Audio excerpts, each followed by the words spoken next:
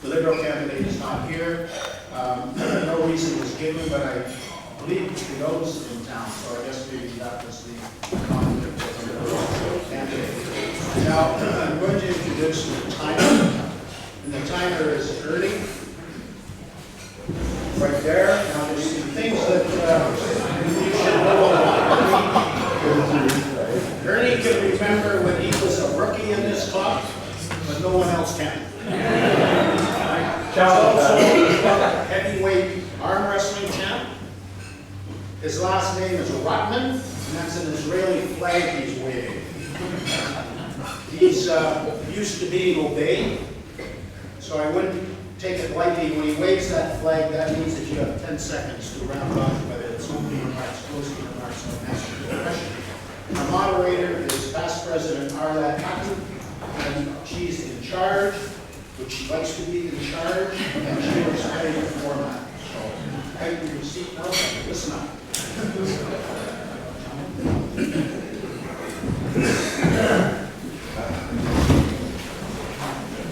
Thank you, past President Rob, President Craig, fellow Terrans, guests, and special guests. Thank you for joining us today. The format will be as follows. The candidates will each have 2 minutes to introduce themselves, and then we'll have 1 minute each to answer 4 questions. We started the good news and the bad news thing. There were originally going to be 4 candidates with 3 questions, and now it's 3 candidates with 4 questions. I guess the good news for you guys is just a bash. The first 2 questions have been given previously, and the last 2 questions are unknown. They will be answered in rotation, and finally they will be given 2 minutes for closing remarks. The order of speaking was predetermined just prior to the meeting, and as you have heard, our senior statesman, Ernie Rotman, is really in control of the time clock. So, without further ado, I would like to ask Marty Lancaster to please come forward to introduce himself.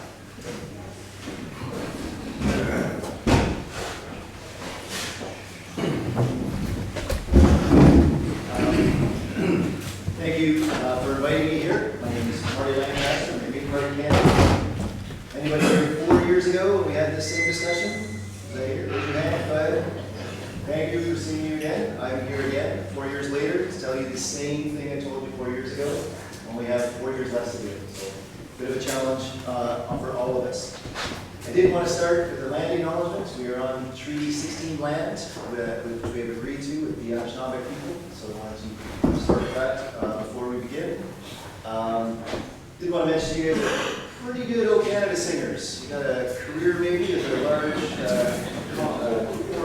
choir. You guys could take it on the road. I don't know if it was just the acoustics in here, but it sounded really good. That was impressive. The Green Party has 6 core values, and they are internationally recognized 6 core values. They are ecological wisdom, sustainability, social justice, respect for diversity, nonviolence, and participatory democracy. The last one's hard to say. Try it 3 times fast. Participatory democracy. Have to practice. Everything that we look at, every policy, everything we try to do, we start from those 6 core values, and that's how we determine how we should do it. We basically go and look at the data, apply our 6 core values, and our policies from there. Which is great because you never know what's coming 4 years from now. So we're able to react with a set of core values which are international. We have a moment right now that we just described as necessity but opportunity. And we were talking about that just a minute ago. Oh, 10 seconds? Wow. 2 minutes flies. I look forward to your questions, and I will answer any more information in the last 2 minutes. Thank you for your time, and 10 seconds. Go. Thank you.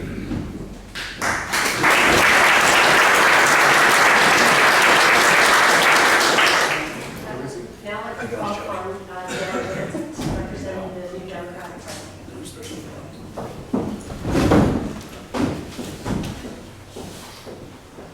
Hi everyone, thank you very much for having me. My name is Dan Jansen, and I am the NDP candidate for Barrie Springwater or Medonte. Before I go any further, I do want to acknowledge the hard work and dedication that our MP, Alex Nuttall, has done for our community. I think that should be recognized. We may not agree on everything politically, but I know that he has worked hard for our community. So I'm the Vice President of the Machinist Union Local 2323. I represent Air Canada's global wage workers, and I also work on the floor. I load airplanes for a living at Pearson International Airport. I got involved in my workplace about 8 years ago. Prior to that, I've been working 2 jobs. I worked at Air Canada full-time, and part-time I sold kitchen cabinets. I also did some rough carpentry framing houses, and fine carpentry building stairs and railings. I'm a hard worker. Lately, I've been involved in creating some meaningful change in my workplace, and it's been very empowering. And that's what's led me to step up to try to help out my community. I'm proud to be running as the NDP candidate. We're the only party that has a plan to increase revenues. Our tax fairness plan is a 1% tax on the ultra wealthy, raising the corporate tax rate and closing tax loopholes. And this plan would bring in $70 billion in revenue over 10 years. This money can be used to fund head-to-toe health care, making life more affordable for everyday families, and to address climate change. I've been working hard to better my workplace, bringing positive change to thousands of my coworkers. And being your member of Parliament would be an extension of the work that I'm already doing. I'm ready to bring my passion and forward thinking to Parliament help. On October the 21st, I ask that you vote NDP.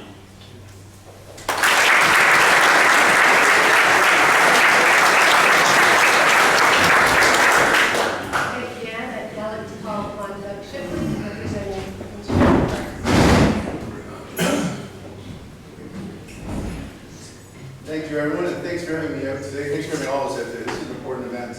I spent a lot of time this week working on a 1 minute and 58-second speech with my campaign manager and team. And much to his chagrin, I'm not going to use that speech because I'm not really a speech guy. I like to talk. So I'm just going to talk a couple minutes a little bit about myself, and I didn't use those notes. I've lived in Barrie for over 35 years. I've been on Barrie City Council for 3 terms, sat on many, many committees. I also run my own company. I've been the owner-operator of a small business in Barrie for over 20 years. I've also coached minor hockey in Barrie for 10 years, and I'm continuing this year to do it, something I committed to last year before I knew I was going to be in this. So my time's a little tight these days, but I'm enjoying it. What I'm really here today to talk about is me and why I decided to run. So I was approached by the party originally to run, and I had to do a lot of deep soul-searching whether I was going to or not. Quite frankly, the tone of politics that it's taken over the last few years, especially being a Barrie City councillor and hearing it day in and day out, it has taken a tone that I'm not very pleased with, and I know the general public is not also.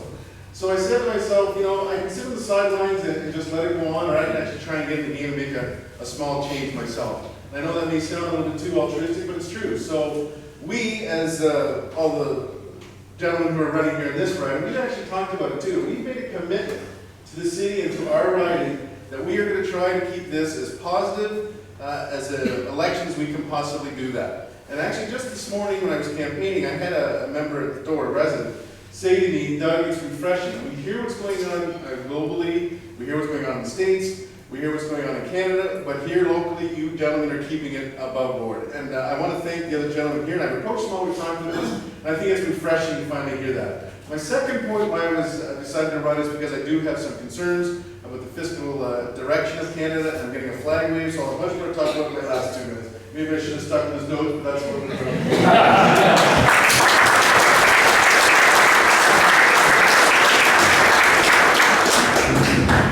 Thank you, Doug. I guess my comments about bashing were inappropriate. Okay, this is the first question that has already been given to each of the candidates, and it goes as follows. Although it is the most consistent topic in all election platforms, the deficit is an issue that we feel to be very important, especially as we age and realize that we are leaving this debt to our children and grandchildren. Is it a priority for your party, and how do you plan to deal with it? So I'd like to ask Dan to answer that, please.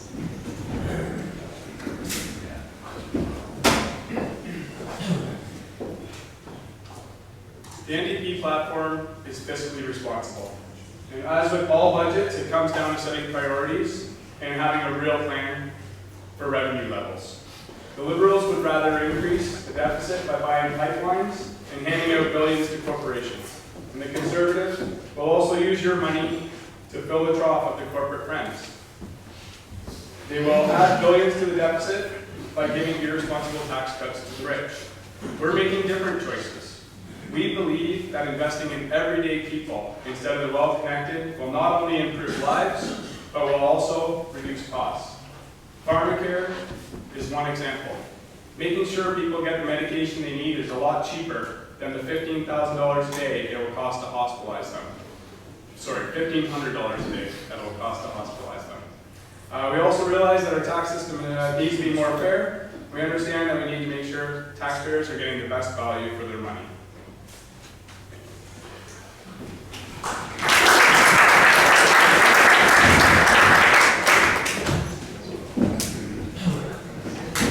Two minutes was fast, one is really quick. I will give you some notes on this one. Debt is a huge concern to not just myself. I am the chair of the Finance Committee of Barrie, so I've got a great respect for how finances work in the city. The current debt in Canada is over $700 billion, that's with a B. In the last 2 years, the Trudeau government has added $80 billion to that debt. It is skyrocketing. The problem is now is how to get it back under control.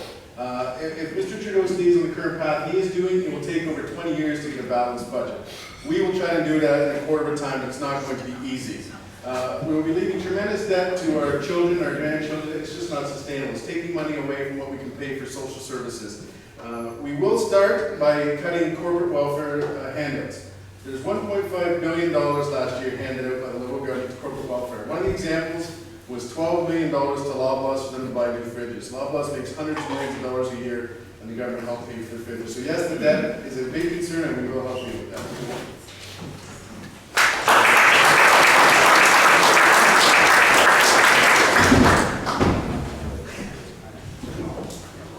Just released yesterday, our costed platform. Every dollar that we intend to spend, laid out for you to check and find out exactly what it is.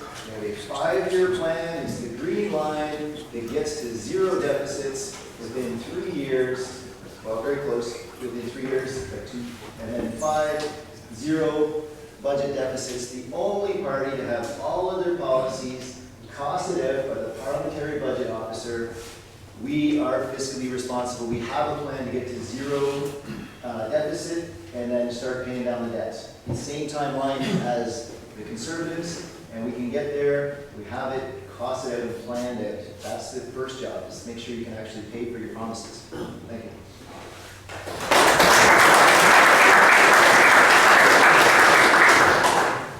Okay, the second question is, the environment is a very important topic both in our country and the world in general. Several election platforms deal with the issue. Please explain your position on the carbon tax, pipelines, and climate change in general. And that's where you start.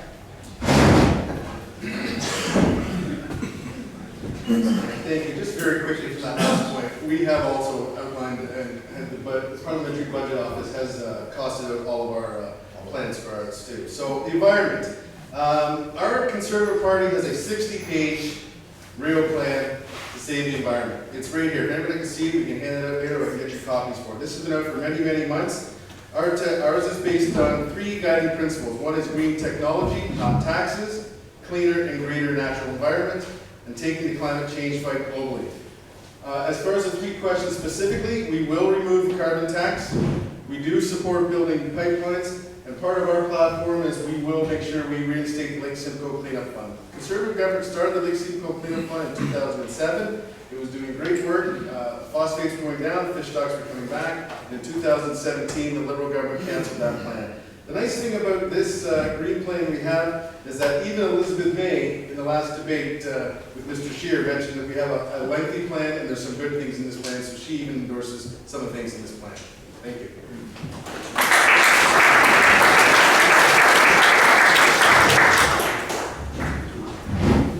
And then she said, you have no targets.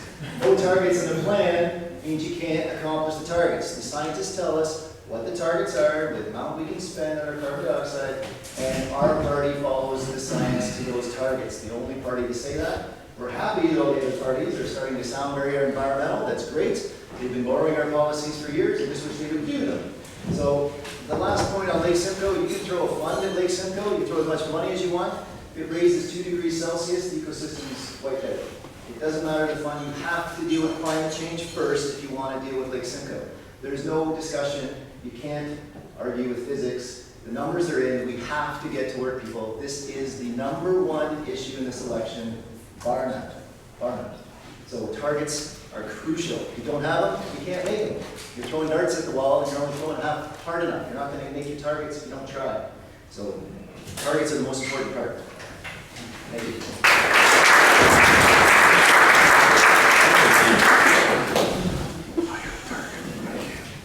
The NDP has a bold climate action plan, and it's focused on science.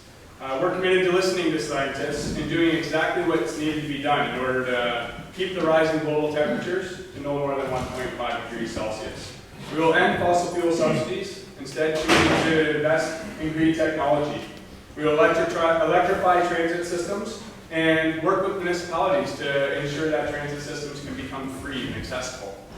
We will retrofit every building in every community to reduce our carbon footprint and create thousands of jobs in the process. And what differentiates our party from the other parties is that in addition to working with Indigenous peoples, we're also ensuring that working people will not be left behind. They're at the center of our plan.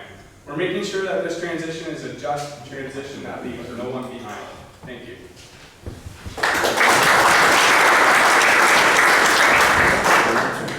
Thank you. Okay, our third question, our candidates have not heard before, so this is an opportunity for them to be thinking on their feet, but also to get to know their personalities a little bit more as well. As our population ages, pressure on the already stressed healthcare system can only get worse. Although it is provincially run, it does receive money from the federal government, and the federal government is responsible for the Canada Health Act. What solution does your party propose as we look to the future? And Marty, you'll answer this question first.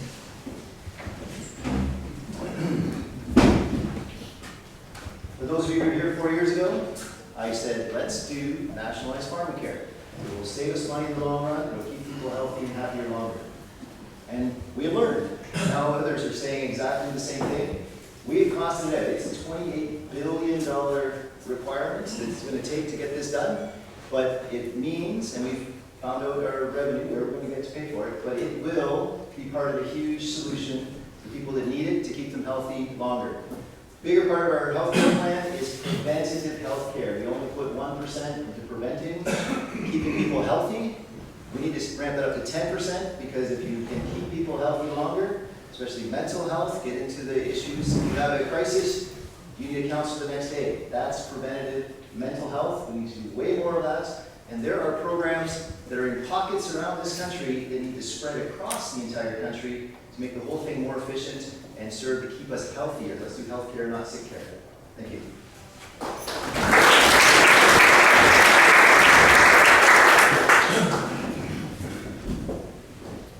Yeah, our aging population is definitely an issue, especially if we're going to make sure that people are living healthier lives for longer.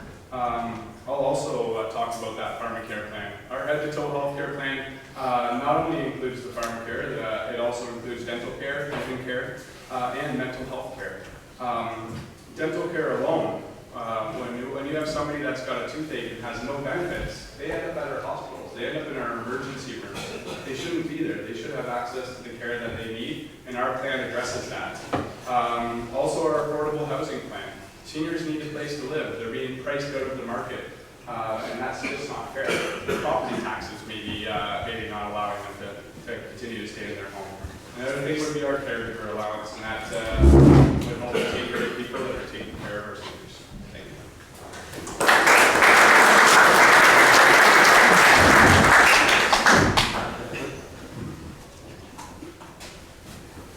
Thank you. Sometimes you just have to, being a politician, it's tough to sometimes say no, but at this point in time, we are not proposing a pharmacare program. They've been costing out with some of their parties, and it's costed to be an additional $9 billion. And it's unfortunate, we just don't have that much money to do that right now. So we do not have a plan to do farm care right now. We want to make sure everybody has a bit more money in their pockets. We've introduced for seniors an age credit that's going to give them $1,000 per senior. So for a couple, that would be an extra $300 more in their pockets. We want to make life more affordable for everybody, especially seniors. So we've given that another tax credit where it's $850 for all. And some of the lowest, that's going to help them significantly. At this point in time, we are not ready to do a farm care program, it's just too costly. We are going to be investing more. Our transfer payments will be the same provinces who administer the health care, or they could be up by 3%. We're also going to invest an extra $1.5 billion to replace old and new medical imaging equipment, which will be great here for our patients. Thank you.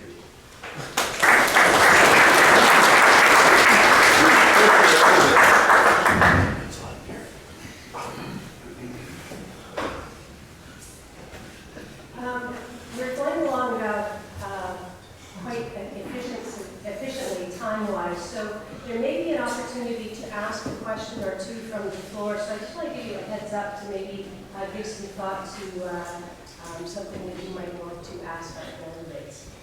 So our final question, or the fourth question, is, in your opinion, what is the most important issue facing this riding, and why are you the best person for the job? So I'd like to start with Taylor. It's only 1 o'clock. Just so you know. That's it. I know. It's only 1 o'clock. Well, we may have time for more than one.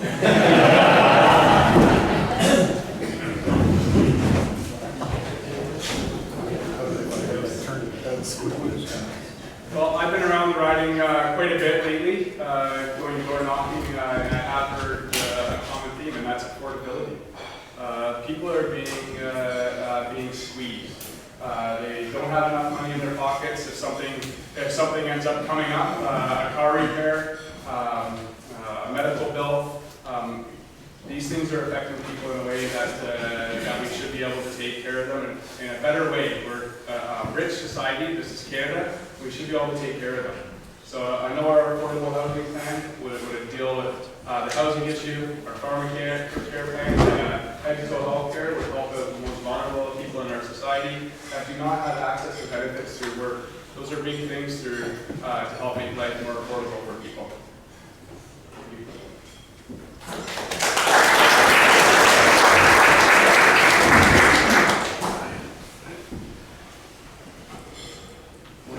Something that doesn't happen all that often is that the Conservatives NDP are in complete agreement on this one.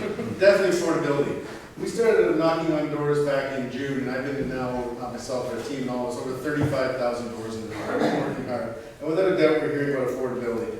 So a plan that we put together, I'll name off a few of the list of these, is the universal tax credit, which will allow Canadian families to save more than $850 per year on their income tax. We're going to give a green tax credit for public transit. We're going to scrap the tax on maternity benefits, giving new parents up to $4,000 to save for their kids. We're going to reinstate children's fitness tax credit and children's arts and learning tax credits.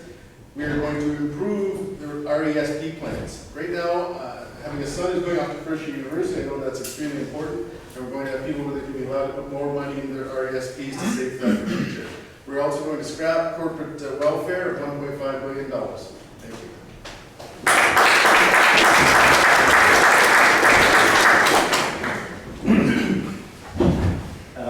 First of all, tax credits don't help the poor. Giving them back tax money that they don't have off their income does not help them. So let's not do tax credits as a way to help the poor. And the poor is one of the biggest issues in this riding. The affordability is correct. We'll all agree on that. We just missed another piece of that. Opioid crisis. Second highest rate in the country for opioid issues in medical emergencies. Second highest rate. It is on every page of the newspaper today in the city of Barrie. It is the #1 issue on people's minds that live in the riding all over. All up to Horseshoe, Moonstone, Elmville. They talk about it, the downtown core, and they talk about this issue. It is a fight for the heart of our downtown, and it's something we need to work on in every single level of government. And it is related to affordability, but it's something we need to address as a city, as a province, as a country. Thank you.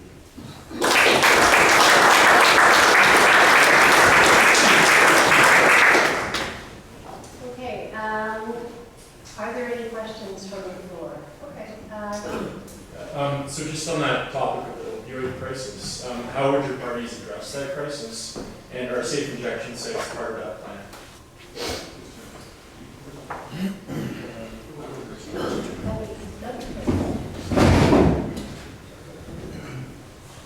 Well, here's an issue that we've been talking about at Barrie City Council for over a year, so I'm very familiar with it. Yes, safe consumption sites are part of our plan, and I support safe consumption sites, and I'm on the record saying that at City Council.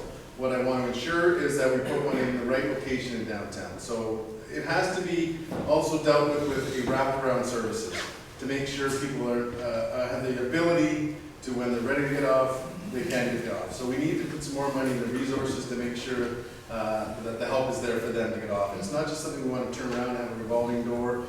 It's a very, very complex issue. We've been talking about it a great deal at Barrie City Council, will be coming up again. But yes, I personally support safe consumption sites if it's done in the right place with the right group and in the right location, and our party supports them also.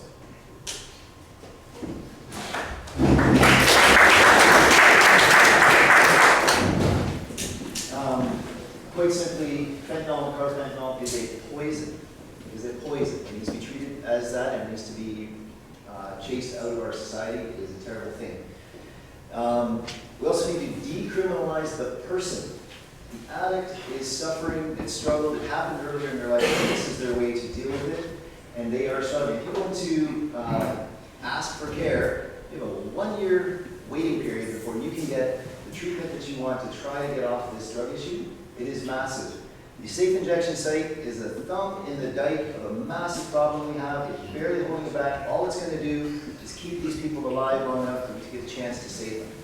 That's what it's for. We have to do it wherever it needs to go. It has to happen to help keep those people alive so that we can address this massive crisis in our city and in our entire country. So it's very important to not just spend a year looking for a site, get the job started, and it's not, and I definitely agree with the wraparound facility services. We need all of that. We need to take care of these people instead of pushing back downtown, which is what we're doing right now. So, yes, it needs to happen. It needs to happen quickly. So we have to move on that.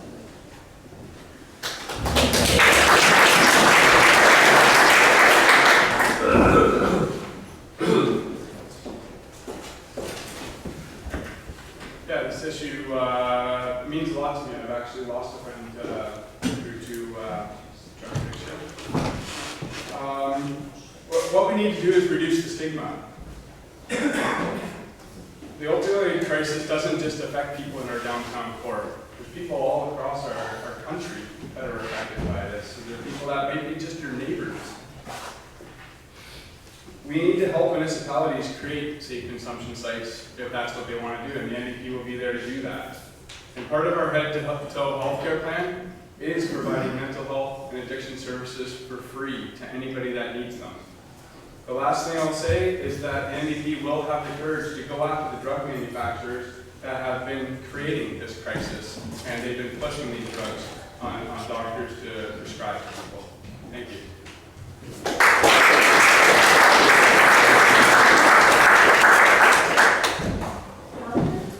Thank you. So Canada is an export economy.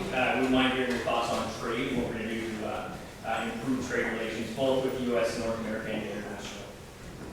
Or globally.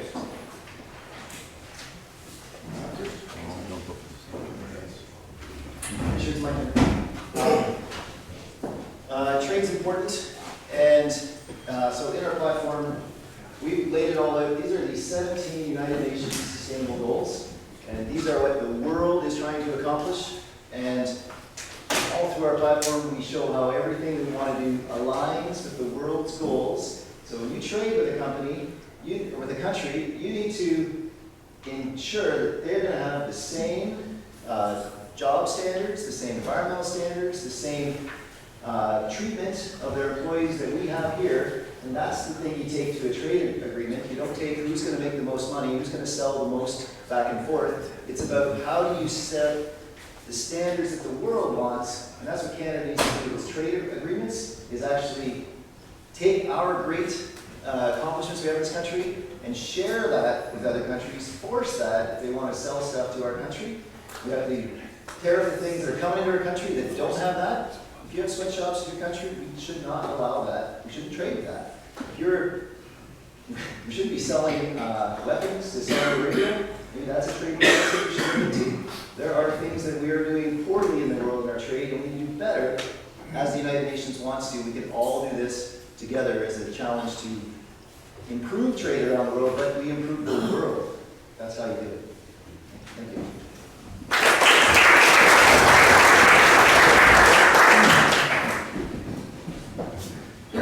Thank you. This is a really good question.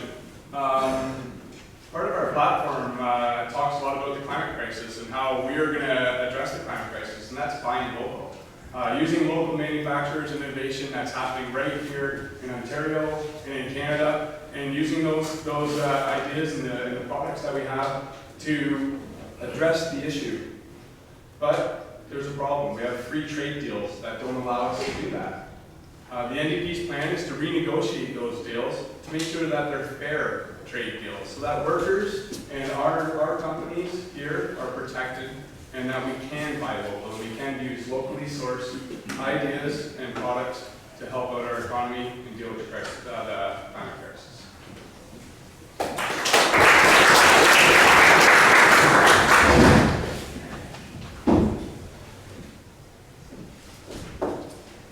One of the main issues with our trade problem going right now is the new deal that was done through NAFTA with the President of the United States. We just didn't have a strong leader in there fighting back for us. As I've been campaigning many times, we have a large rural area in this riding of Barrie, Spring, or Ormonte, and I'm hearing from many of the farmers, they are extremely suffering right now in this trade deal. The canola is a big issue, beef farming, cheese, there's a lot of issues with trade right now, and they are struggling. We've had some roundtable discussion with the farmers, and they're being hit the hardest with some of these issues on trade. So we need to help the farmers for sure and get that dealt with. So we need to renegotiate some of these contracts and get them going. Part of the trade issue too is that right now there are things coming in from China, and we're lying, we're just not standing up to it. They are actually making false stamps, putting it on their meat and saying it's being produced here and it's actually coming in from China. We have proof that's being done. We need someone strong in office, we need someone to stand up and fight for our needs. We need to make sure we have fair trade deals, because right now it's not being dealt fairly, through especially the new NAFTA deals. Thank you.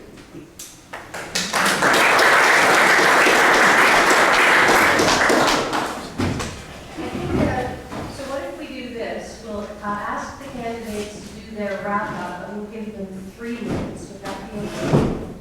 Ready? Sorry? 3 minutes. Yeah. Okay, so. I'll get back to you on that. So to close off, we'd like to start with Dave.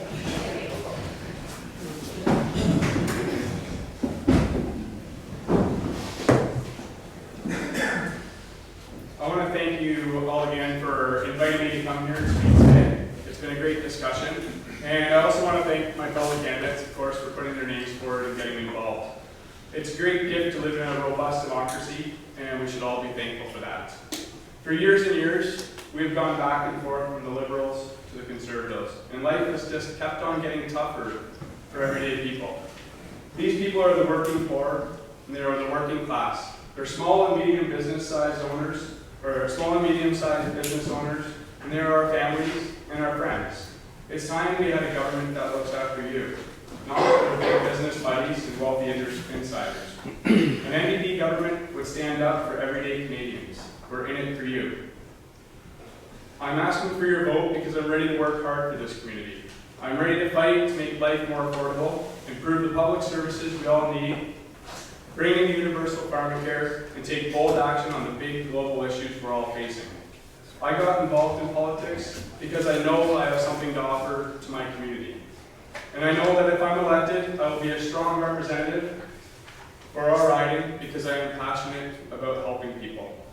By sending me to Ottawa, I can promise you that you will be electing somebody that will always be on your side.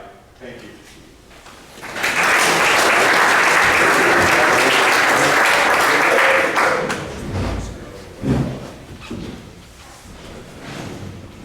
Thank you. I'd like to wrap up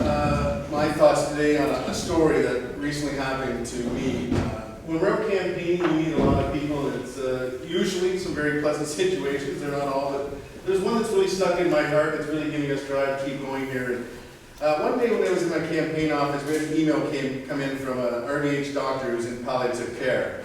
And the email asked if someone from the Conservative Party could come over and meet this gentleman in the hospital in palliative care. So I immediately that day dropped everything I was doing and went over to the hospital to meet this gentleman by myself. I had no idea what I was getting myself into, quite frankly. I was thinking this guy's not happy with the care he's taken. I was probably going to get a bit of a blast over it or whatever, but I was going to go take it. It was one of his last wishes when the doctor asked who he'd like to speak to. He usually asked for clergy, or maybe a friend, or a special people. They asked for the Conservative Party. So I went to the hospital that day, and I went in to visit this gentleman named Antonio. And Antonio was literally in his deathbed in palliative care, and his 2 grown grandchildren were there with him. And I said, "Hello, Antonio, I'm Doug Shipley from the Conservative Party. Nice to meet you. How can I help you?" And he looked up at me and shook my hand, and I'm going to make this very short, even though we have the extra minute. Thank you. Antonio asked me to make sure that I could do everything I possibly can to make sure a Conservative government gets back in. This gentleman was concerned with the state that Canada was being left in. He was concerned with the money that was being spent. He was concerned with what he was leaving his grandchildren. And that was some of his last words, and that's what he wished and asked me to do. So we had a nice long chat, and I told Antonio that day, I shook his hand, I said, "Antonio, I will commit to you, I will do everything I can do, and once I'm in, I will remember those words," and that has stuck with me. So in some of those days when you're out there like today, and I know my other friends are out there knocking in the rain too, or the extreme heat, Antonio comes to mind. We've actually put up a sign in our office now that says "Win it for Antonio." It's been a very long campaign, but when you hear stories like that, you realize how much it does affect people, how important it is to people, and we are going to win this for not just Antonio, but for all the residents of Barrie, Spring, Aurora, Medonte come October 21st. Thank you for your time.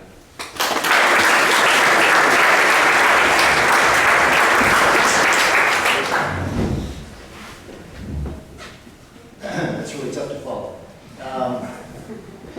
Because Antonio really cared about his grandkids, really, truly wanted the best for his grandkids. And Dr. Brent Elsey from Barrie was in town at the Rotary, or at the City Hall, in tears, at the end of his speech, talking about the healthcare and climate change impacts. He wanted his granddaughters to be grandmothers. And if that's what the doctors are saying, this man's doctor is telling him, if you want a future, then I'm sorry, you have to change your mindset. There has to be a different way forward. And I apologize 100% to Antonio, but I'm going to have to win this for his grandkids, because no targets means no success. And the 2 major parties right now are 2 sides of the same coin. You can flip the coin, you're going to get the same thing. One of them's going to sell bitumen to China, the other's going to sell fracked natural gas to China, and they're both going to claim that's going to solve climate change. It's impossible, it's backwards, and you have to change the way you think to move forward. If you seriously care about Antonio's grandkids, you would let a Green Party do what the Green Party's been saying for years and change how we do politics, change what we need to change in this country. It's that simple. Margaret Mead said, it only takes a small group. If anything ever been done, the small group does it. Forget that. We need a massive group. We need a massive group. Your children are going to be striking in the streets tomorrow. If they aren't, they should be. There's a climate strike going on tomorrow at noon, starting at City Hall and walking through downtown. They are striking for their future. If you don't go down there to support them, maybe you don't care about their future. That's what we're talking about. I'm not challenging you directly on this thought. It's hard for your brain to switch the way you think, but you must. You must switch the way you're thinking. You must consider an alternative, a source to change how we're doing government. I can represent you for one simple reason. The Green Party does not have whipped votes. What a whipped vote means is that the leader says you're voting that way, you vote that way. It doesn't matter what matters for Barrie. You do what your leader told you. I don't have that. It's not written into our Constitution. I can actually represent what you want in this riding. I line up with the values and the principles of the Green Party. That's why I'm able to run for them. But I get to be your local representative. The other parties don't. The party politics is the problem. They're fighting back and forth. They're wasting time. They fight for the party. So yeah, the Conservatives Party could win. Great, the party wins, not the people. I am here to represent you. I've spent the last 2 months, 4 years ago, did the same thing to find out what matters to you, and that's what I want to represent. So, Marty Lancaster, Green Party, October 21st. Go to my website, check out online, hashtag Green Party Marty, and find out what's really happening this Friday. Thank you.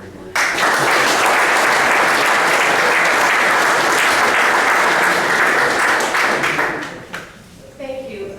On behalf of the Rotary Club of Barrie, I would like to thank each of you for taking the time to be here today. We all know that campaigning is a real grind, so thank you for being here.